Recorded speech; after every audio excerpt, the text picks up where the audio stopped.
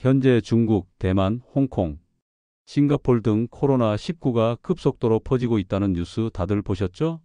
지금 병상이 부족하고 사망률이 40%까지 치솟았다는 보도도 나왔습니다. 이번 코로나 예전과 다릅니다. 백신도 막지 못하는 스텔스 오미크론 변이 한 번 걸렸던 분이 더 심하게 앓고 있다는 보고가 계속 올라옵니다. 그런데 혹시 이렇게 생각하고 계시진 않나요?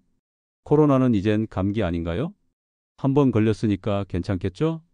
아닙니다. 두 번째 감염이 더 세게 옵니다. 그래서 지금 준비하셔야 합니다. 안녕하세요. 저는 63세 내과의사 윤도현입니다.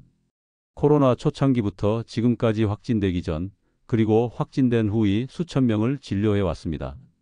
이제 한국으로의 확산이 코앞입니다. 그래서 이번에 저는 어르신들께 꼭 필요한 감염을 막는 방법, 그리고 걸렸을 때 반드시 해야 하는 회복 습관을 알려드리겠습니다. 오늘 내용을 잘 숙지하시고 준비하시는 분들과 그렇지 못한 분들의 차이는 제가 말하지 않아도 아시겠죠? 지금 이 시기를 무사히 넘기는 법 지금부터 시작합니다. 혹시 오늘 설명에서 잘 이해가 안 되는 분들이나 증상에 대한 상담까지 댓글 남겨주시면 순차적으로 답변 드릴 테니까 댓글에 서슴없이 알려주세요. 제가 진료실에서 가장 먼저 묻는 게 있습니다. 요즘 어디가 불편하세요? 가 아니라 비타민 D는 챙기고 계세요? 입니다. 왜냐하면 겉으론 멀쩡해 보여도 계속 피곤하고 감기가 오래가고 몸이 무겁고 무릎이 시리다는 분들 대부분 비타민 D가 바닥입니다. 많은 분들이 이렇게 말씀하시죠. 햇볕도 좀 쬐고 멸치도 먹는데 부족하냐고요? 하지만 나이가 들면 그게 다 무의미해집니다. 우리 몸은 햇볕을 받아서 D를 만들게 되어 있는데 60대가 넘으면 피부에서 D를 만드는 능력이 절반 이하로 떨어집니다. 햇볕을 아무리 쬐어도 젊을 때처럼 합성이 되지 않아요. 게다가 대부분 실내에서 생활하시죠. 결국 몸 안의 바이러스와 싸울 무기가 하나도 없는 상태가 되는 겁니다. 비타민 D는 우리 몸의 백혈구가 살균 물질을 만들 때 꼭 필요한 재료입니다. 이걸 쉽게 설명드릴게요. 백혈구가 군인이라면 비타민 D는 칼과 방패입니다. 칼 없이, 방패 없이 전쟁터에 나간 군인. 그게 비타민 D가 부족한 몸입니다. 바이러스가 침입했을 때 버티고 막아내는 힘이 이 조그마한 비타민 D 하나에 달려 있습니다. 실제로 73세 남성 환자 한 분이 한 달 넘게 감기가 떨어지질 않는다고 오셨습니다. 무릎은 시리고 밥맛도 없고 기운이 없다고 하셨죠. 검사를 해보니 비타민 D 수치가 절반 이하였습니다. 햇빛, 보충제, 음식 세 가지를 동시에 시작하셨고 3달 뒤 이렇게 말씀하셨습니다. 감기약 한 번도 안 먹었어요. 다시 걷기 시작했어요. 그럼 어떻게 챙겨야 할까요? 첫째는 햇볕입니다. 오전 10시에서 11시 사이 팔뚝과 얼굴을 15분 정도 햇볕에 노출해 주세요. 창문 너머 햇살은 소용없습니다. 직접 피부에 닿아야 합성이 됩니다. 둘째는 보충제입니다. 저는 하루 5000IU를 권합니다. 식사 직후에 한 번만 드시면 됩니다. 연질 캡슐이든 스포이드로 된 오일이든 드시는데 편한 걸로 고르시면 됩니다. 셋째는 보조 영양소입니다. 비타민 D는 혼자 흡수되지 않습니다. 마그네슘과 비타민 K2가 있어야 제대로 흡수되고 뼛속까지 전달됩니다. 이 세 가지가 있어야 비로소 면역 시스템이 작동합니다. 자, 다시 알려드릴게요. 비타민 D, 비타민 K2, 마그네슘입니다. 음식으로 채우려면 연어, 고등어, 꽁치 같은 등푸른 생선, 달걀 노른자, 치즈, 간, 그리고 햇볕에 말린 표고버섯이 좋습니다. 하지만 음식만으론 부족합니다. 그래서 보충제를 함께 권하는 겁니다. 지금도 진료실에 요즘 괜찮은데요 하고 웃으며 오셨다가 한 달 뒤 폐렴으로 다시 오시는 분이 있습니다. 몸이 무너지는 건 단 한순간입니다. 하지만 다시 회복하는 데는 몇 달이 걸립니다. 그 몇 달이 너무 고통스러워 스스로 포기하시는 분도 계십니다. 그러지 마십시오. 지금 챙기시면 그날을 이겨낼 수 있습니다. 비타민 D 하루도 빼먹지 말고 챙기시기 바랍니다. 이해되셨나요? 좋습니다. 바로 이어서 비타민 C와 매일의 습관에 대해 알려드리겠습니다. 이건 약이 아니라 매일을 살아내는 무기입니다. 비타민 C는 몸속의 군수창고입니다. 우리 몸의 백혈구는 세균이나 바이러스를 죽일 때 비타민 C를 무기처럼 사용합니다. 그런데 문제는 이 비타민 C가 우리 몸에 저장되지 않는다는 겁니다. 한번 쓰고 나면 바로 소변으로 빠져나갑니다. 그래서 하루 종일 조금씩 자주 보충해줘야 합니다. 저는 하루에 6g, 그러니까 6000mg 정도를 아침, 점심, 저녁 3번에 나눠 먹습니다. 시중에 파는 분말 형태의 비타민 C를 물에 타서 마시고 있습니다. 치아가 약하신 분은 빨대를 사용하시는 게 좋고 입에 오래 머금지 말고 바로 넘기셔야 합니다. 제품에 따라 농도가 다르니 처음엔 1g 이하로 시작해서 자기 몸에 맞춰 조금씩 늘리시면 됩니다. 그냥 과일로 먹으면 안 돼요? 이 질문 정말 많이 받습니다. 귤, 키위, 딸기, 브로콜리, 피망 좋습니다. 하지만 문제는 비타민 C는 열에 약하다는 겁니다. 조리하면 대부분 파괴됩니다. 그래서 꼭 생으로 드셔야 합니다. 과일로 대신한다는 말은 반에 반 이하 겨우 흡수된다는 말과 같습니다. 그리고 하나 더. 비타민 C를 너무 많이 드시면 설사를 할 수 있습니다. 그럴 땐 단순히 양을 줄이시면 됩니다. 정해진 정답은 없습니다. 내 몸이 편안한 양, 그게 정답입니다. 1g으로 시작하세요. 그 후 순차적으로 늘리시면 됩니다. 뭐든 무리하시면 오히려 독이 됩니다. 하지만 진짜 핵심은 비타민이 아닙니다. 면역을 지키는 건 생활 습관입니다. 약보다 강한 게 습관입니다. 저는 매일 진료를 마치면 책상과 비품을 알코올로 닦습니다. 마스크는 새 걸로 바꿉니다. 비누로 얼굴을 씻고 병원을 나섭니다.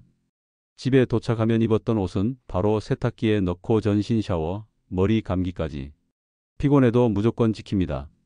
밤에는 반드시 가습기를 켭니다. 건조한 공기는 바이러스가 오래 살아남게 만드는 환경입니다. 가습기를 틀어놓으면 그 자체가 폐렴 예방입니다. 낮에는 따뜻한 발효차를 마십니다. 보이차나 우롱차처럼 살짝 발효된 차부터 발효차처럼 위에 부담을 주지 않는 곡물 발효차까지 몸 상태에 맞게 고르시면 됩니다.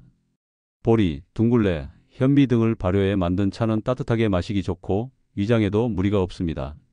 녹차는 카페인이 많아 위장에 자극을 줄 수 있으니 피하시는 걸 권합니다. 이 습관 말로만이 아닙니다.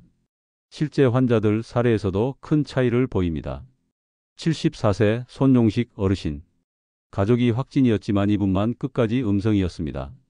비타민 C, D 샤워, 가습기, 발효차까지 한 번도 빼지 않고 지키신 분입니다. 반대로 같은 나이, 같은 시기에 다른 어르신은 요즘은 괜찮아 보이는데라며 아무 준비 없이 지내시다 열흘 만에 폐렴으로 입원하셨습니다. 바이러스가 무서운 게 아닙니다. 준비되지 않은 내 몸이 더 위험한 겁니다. 비타민 D와 C, 그리고 매일을 반복하는 습관. 약보다 더 강한 방패입니다. 오늘부터라도 내 몸을 지키는 작은 습관 하나씩 시작해 보시길 바랍니다. 요즘은 입맛이 없어서 그냥 대충 먹어요. 진료실에서 가장 많이 듣는 말입니다.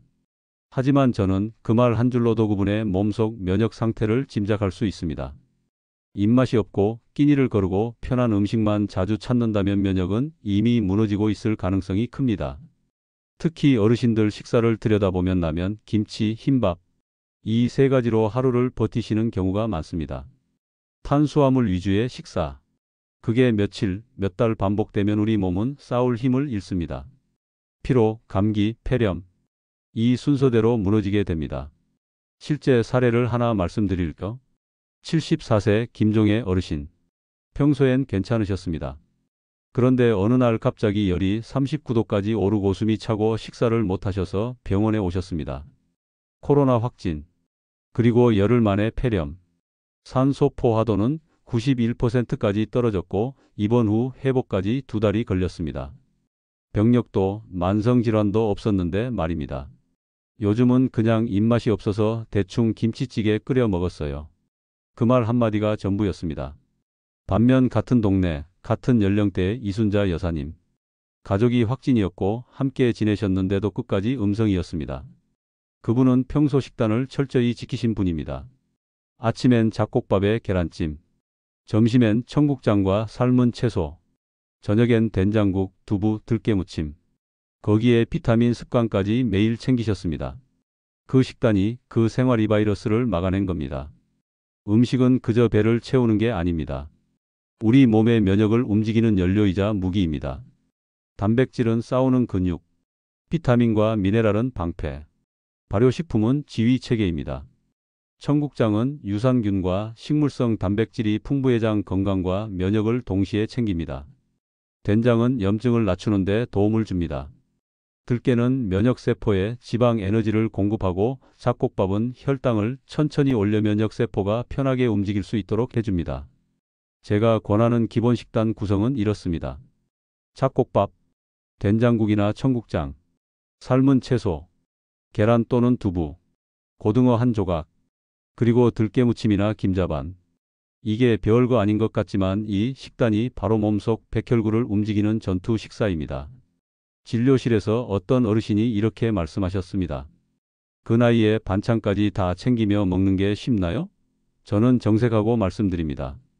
그 나이니까 더 챙기셔야 합니다. 한 끼 한 입 하루 한 번.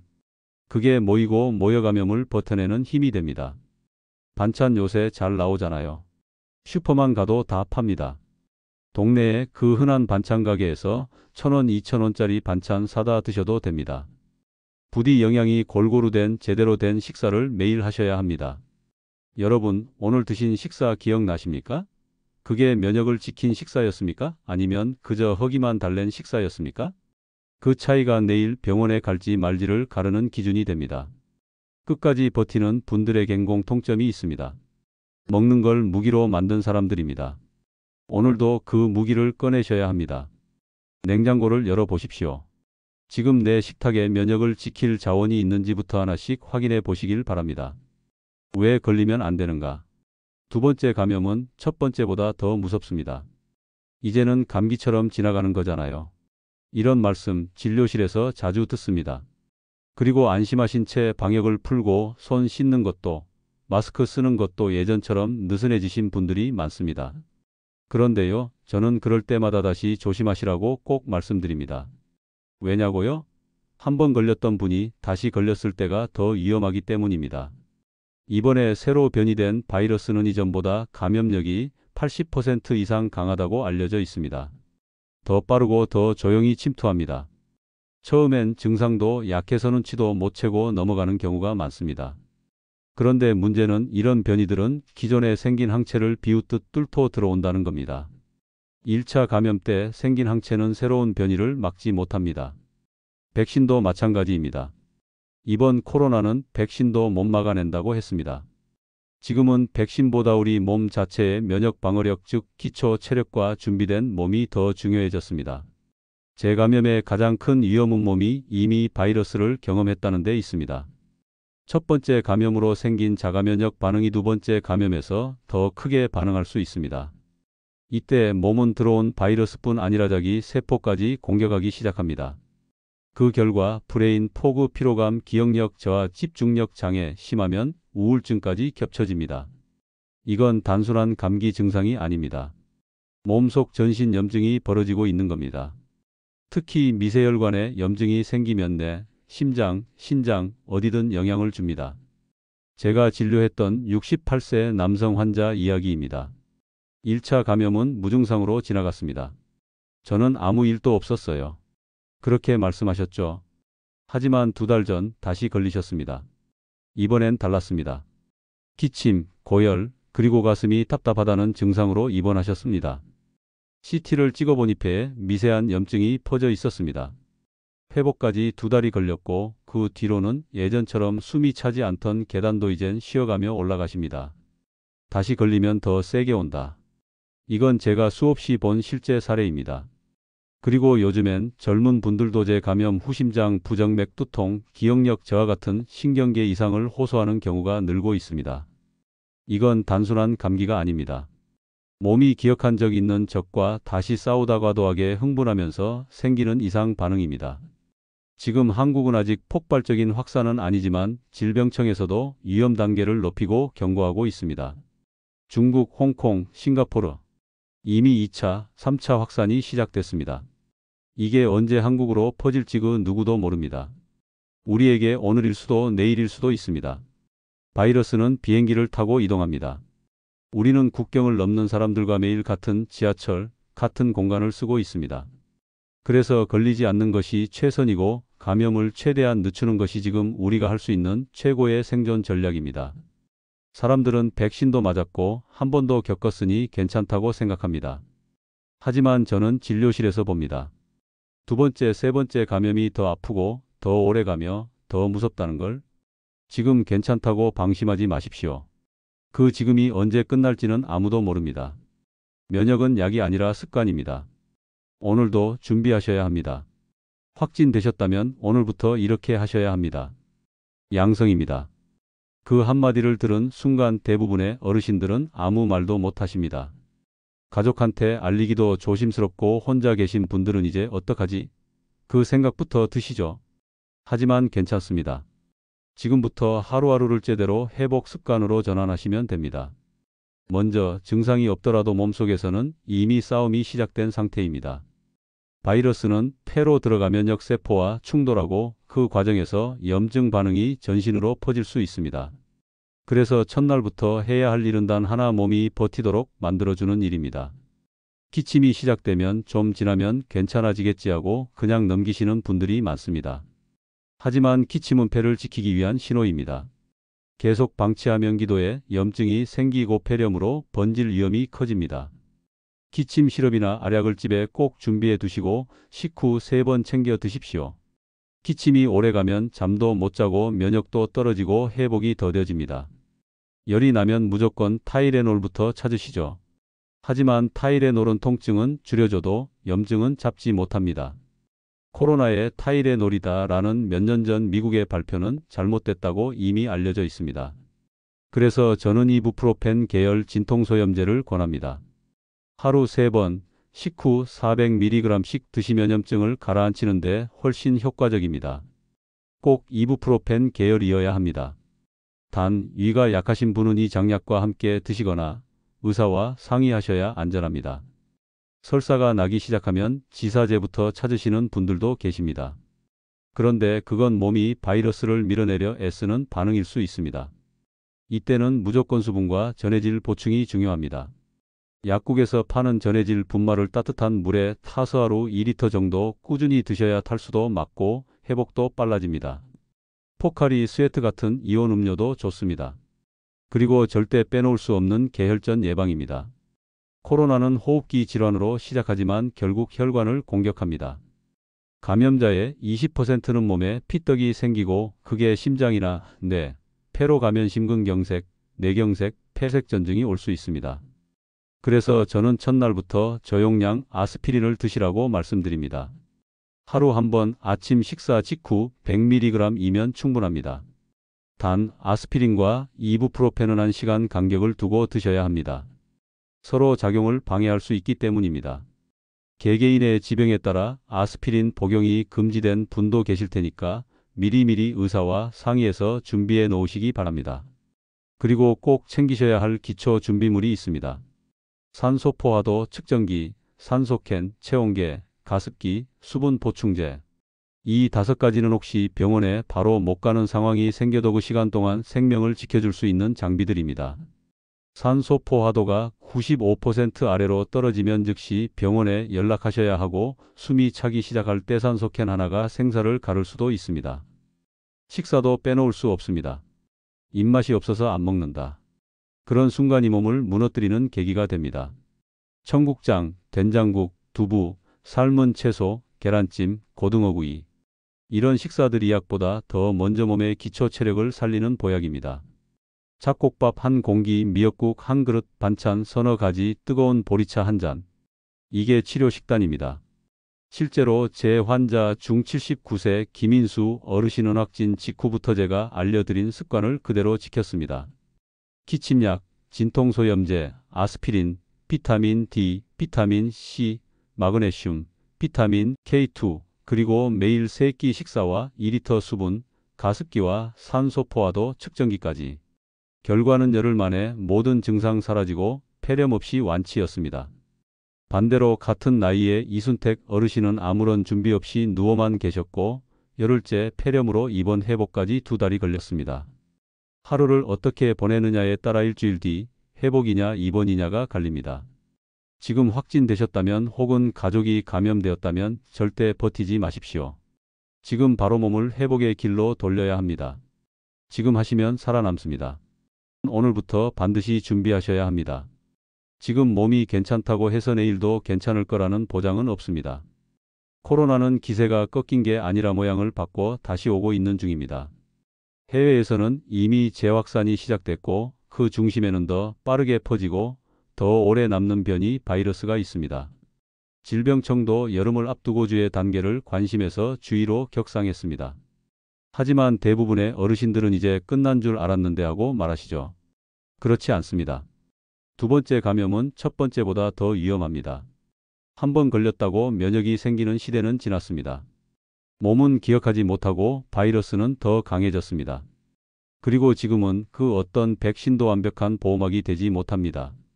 오직 몸 자체가 버틸 준비가 되어 있어야 살아남을 수 있습니다. 저는 내과 의사입니다. 30년 동안 진료실에서 수많은 감염 환자들을 봐왔습니다. 그중 끝까지 버티는 분들은 결국 두 가지가 달랐습니다. 첫째, 미리 준비하신 분. 둘째, 하루하루 예방 습관을 지키신 분. 그 준비는 거창하지 않습니다. 비타민 하나, 발효차 한 잔, 철저한 개인 소독, 따뜻한 밥 한 끼. 이 모든 게 몸 안의 면역을 지키는 작은 성벽이 됩니다. 지금부터라도 그 성벽을 쌓으셔야 합니다. 그리고 그건 하루도 미루지 말아야 합니다. 오늘 이 영상을 보신 분 중에는 나는 아직 괜찮다. 또 난리를 치네 또 저러다 지나가겠지. 생각하시는 분도 계실 겁니다. 하지만 괜찮을 때 시작하는 게 진짜 준비입니다. 이미 겪어보신 분들은 압니다. 걸리면 너무 아프고 회복은 너무 더디고 그 후유증은 끝이 없다는 걸 준비하셔야 합니다. 비타민 D, 비타민 C, 마그네슘, 비타민 K2, 발효차, 따뜻한 식사, 위생 습관. 필요한 제품 정보는 제가 선정해서 영상 하단 왼쪽 그리고 설명문 상단에 쿠팡으로의 쇼핑 탭을 연결해 놓았습니다. 약국이나 처방으로 가능한 의약품은 미리 준비해 놓으세요. 하루하루 챙기는 것밖에 몸을 지키는 방법이 없습니다. 이건 병원에서 배우는 교과서가 아니라 현장에서 살아남은 분들이 남긴 현실의 지침서입니다. 오늘 영상이 도움이 되셨다면 좋아요와 영상 공유 그리고 댓글로 본인의 실천 습관도 남겨주세요. 잘 봤습니다라는 따뜻한 메시지가 저에게 큰 힘이 됩니다. 이 메시지가 단 한 분이라도 아프지 않고 무사히 이 여름을 넘기게 한다면 그것만으로도 저는 이 말을 전할 이유가 충분합니다. 끝까지 청취해 주셔서 진심으로 감사합니다. 어르신 모두 아프지 않고 인생 즐기셔야죠.